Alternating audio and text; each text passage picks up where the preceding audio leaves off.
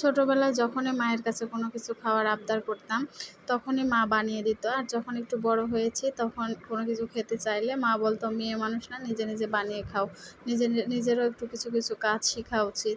তো যখন বড় হয়েছি তখন তো নিজেই বানিয়ে খেয়েছি। এখন তো আমি নিজেই একজন মা হয়ে গিয়েছি। বাচ্চার আবদার তো আর ফেলা যায় না। বাচ্চা কোনো কিছু খেতে চাইলে আমার কাছে, আমি সেটা অবশ্যই বানিয়ে দেওয়ার চেষ্টা করি, মানে যথাসাধ্য চেষ্টা করি। কারণ বাচ্চা মানুষ, খেতে ইচ্ছে করেছে বলেই তো খেতে চেয়েছে, এজন্য আমি আর তাকে না করি না।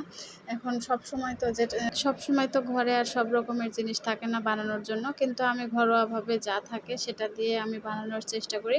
তো ছেলে আমার কাছে ফিশ ফ্রাই আর চিকেন ফ্রাই খেতে চেয়েছিল, তাই আমার বাসায় চিকেন ছিল, ফিশ ছিল, কিন্তু আসলে সব রকমের মশলাপাতি ছিল না। এখন যা ছিল আমি সেগুলো দিয়ে বানানোর চেষ্টা করেছি। আমি প্রথমে মুরগির মাংসগুলোকে ছোট ছোট পিস করে কেটে নিয়েছি, মানে লম্বা লম্বা শেপে আর কি। তারপরে মাছগুলোকেও আমি পিস পিস করে কেটে নিয়েছি। এটা আপনারা যে কোনো মাছ দিয়ে বানাতে পারবেন, বাসায় যে কোনো বড় মাছ থাকলে। আমি রুই মাছগুলো এভাবে পিসগুলো ছোট ছোট করে কেটে নিয়েছি। তারপরে যেগুলো মাংসগুলো আমি ম্যারিনেট করে রেখে দিয়ে তারপরে এই সাইডে আমি একটু ময়দা নিয়ে নিলাম। তার ভিতরে যে একটু লবণ, শুকনো মরিচের গুঁড়া আর একটু হলুদের গুঁড়া অ্যাড করে দিলাম। তারপরে শুকনো এগুলোকে একটু ভালোভাবে মিশিয়ে নিচ্ছি। কারণ এটার মধ্যে আমি এগুলো কোট করে একটু তেলের মধ্যে ভেজে নেব। আর ওই যে শুকনো মশলাগুলো ছিল, ওগুলো গুঁড়া করে নিয়েছিলাম, ওগুলো এর সাথে দিয়ে এগুলো ভালোভাবে একটু মাখিয়ে নিচ্ছি, যাতে মাংসের গায়ে গায়ে সব মশলাগুলো ঢুকে যায়, এজন্যই। তারপরে এগুলো ম্যারিনেট করা হয়ে গেলে এই সাইডে আমি তেল গরম করতে দিয়ে দিয়েছি চুলার মধ্যে।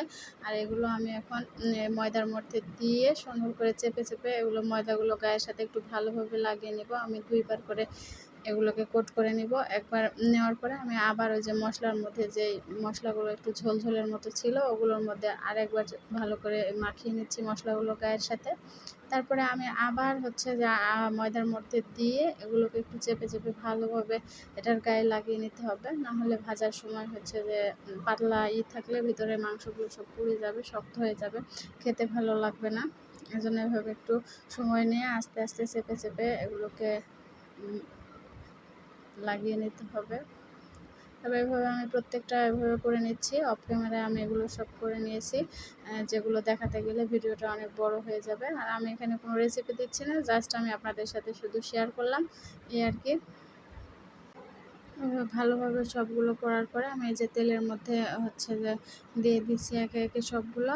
তারপরে এগুলো উল্টে পাল্টে ভেজে নিতে হবে। চুলার আঁচ কিন্তু লো থেকে মিডিয়াম, মানে লো আঁচেই ভাজতে হবে এগুলোকে, কারণ ভিতরে যেহেতু কাঁচা মাংস অ্যাড করা আছে, সেগুলো একটু সিদ্ধ হতে টাইম লাগবে। এজন্য হালকা আঁচে আস্তে আস্তে একটু সময় নিয়ে ভেজে নিতে হবে, অধৈর্য হলে তো হবে না। এই সাইডে আমি আবার এদিকে ফিশ ফ্রাইগুলো করব, সেজন্য ম্যারিনেট করে রাখা মাছের মধ্যে আমি এই যে একটু কর্নফ্লাওয়ার, একটু চালের গুঁড়া আর সয়া সস এবং টমেটো সস দিয়ে এগুলোকে একটু ভালোভাবে মাখিয়ে নিচ্ছি, যতক্ষণ না এই যে মাছের গায়ে গায়ে সব মশলাগুলো লেগে যাবে। এটা আর আমি আলাদা করে কিছু করব না, এভাবে করে নিতে হবে। তারপরে এই যে আমার চিকেন ফ্রাইগুলো ভাজা হয়ে গিয়েছে, এখন আমি ফিশ ফ্রাইগুলো দিয়ে দেবো। এগুলো হালকা আছে সুন্দরভাবে ভেজে নিতে হবে, বেশি আঁচ দিয়ে ভাজা যাবে না, তাহলে উপর থেকে পুড়ে লাল হয়ে যাবে, তাড়াতাড়ি কালার চলে আসবে, কিন্তু ভিতরে ওগুলো ভালোভাবে সিদ্ধ হবে না মাছগুলো, তখন আর খেতে ভালো লাগবে না। আর ওগুলো ভাজতে ভাজতে আমি বিদায় নিয়ে নিচ্ছি। সবাই ভালো থাকবেন, সুস্থ থাকবেন, আল্লাহ হাফেজ।